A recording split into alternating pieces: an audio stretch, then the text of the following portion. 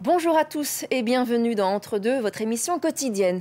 Pour ce dernier jour de la semaine, nous allons vous offrir un grand bol de vitamines avec notre invité qui est responsable analyse sensorielle chez les Vergers Boiron, installé à Valence depuis 75 ans et qui est le numéro 1 de la purée de fruits.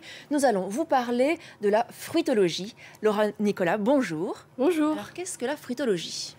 La façon la plus simple d'expliquer ce qu'est la fruitologie est de faire le parallèle avec le vin.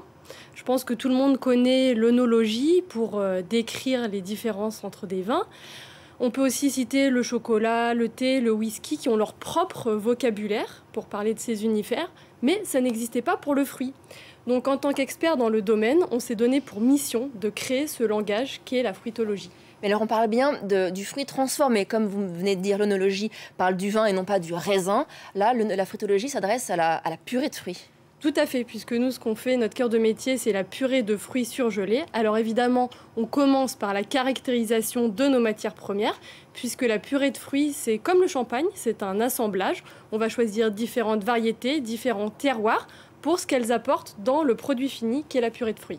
Alors qu'est-ce que vous allez décrire? Quels sont les descripteurs? Ça commence par décrire l'aspect, donc ça va être la couleur, la viscosité, l'aération par exemple. Ensuite, on passe à ce qui arrive en bouche. Ça va être les saveurs de base comme le sucré et l'acide, puis toutes les notes aromatiques comme le résineux, le lacté, l'épicé, et enfin la texture en bouche. Est-ce que c'est collant, nappant, mousseux, etc.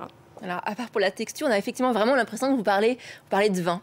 Et alors, comment vous faites pour faire ça? Vous faites des tests, vous vous entraînez, vous faites des tests à l'aveugle? Comment ça se passe? Alors la fruitologie est basée sur une science qui s'appelle l'analyse sensorielle et qui consiste à caractériser des produits, donc ça peut être alimentaire ou pas, en utilisant les 5 sens. Donc moi j'entraîne un panel qu'on va appeler d'experts sensoriels, puisque notre outil de mesure ici est l'être humain. Et ces personnes sont entraînées toutes les semaines à mettre des mots pour décrire leurs sensations. Alors vous parlez de mots, je vous coupe. Est-ce qu'il s'agit de la roue qu'on voit dans l'écran? Est-ce que c'est ça la base de votre vocabulaire? Oui. Alors la roue des arômes qu'on a créée vient de tout ce travail effectué avec le panel. Ça fait 4 ans que je travaille chez Boiron. Et fruit après fruit, on a établi cette liste d'attributs qui permet de caractériser l'ensemble des fruits de notre gamme. Alors c'est vrai que pour le consommateur, c'est simple. On connaît la différence entre 2 pommes, une Golden, une Granny Smith, entre deux fraises. Mais comment vous faites quand il s'agit de framboises ou de mangue, par exemple? Alors c'est souvent facile de décrire, on va dire, l'aspect. Est-ce que c'est jaune? Est-ce que c'est rouge? On va souvent réussir à dire j'aime, j'aime pas parce que c'est plus acide ou plus sucré.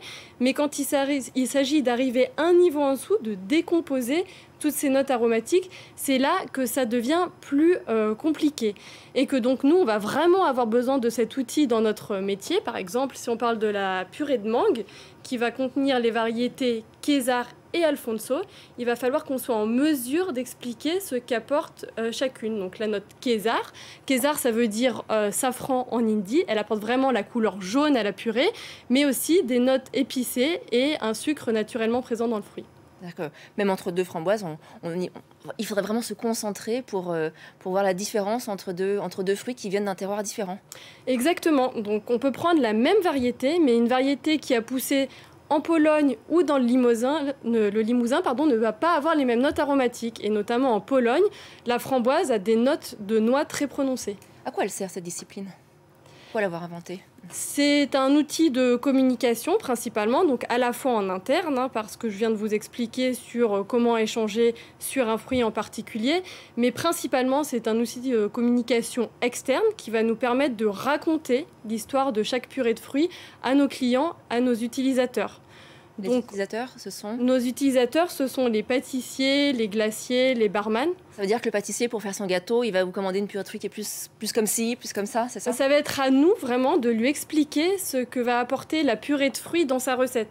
La purée de fruits, c'est un ingrédient, donc ça va souvent être mélangé avec de la crème, des œufs, etc. pour faire une mousse, un entremets que le consommateur final va acheter le dimanche dans sa pâtisserie. Donc l'idée, c'est que la personne qui utilise cet ingrédient, le pâtissier par exemple, puisse lui-même comprendre d'où vient cette purée de fruits et qui puisse retransmettre ça dans un milieu où on a vraiment besoin de transparence avec le consommateur.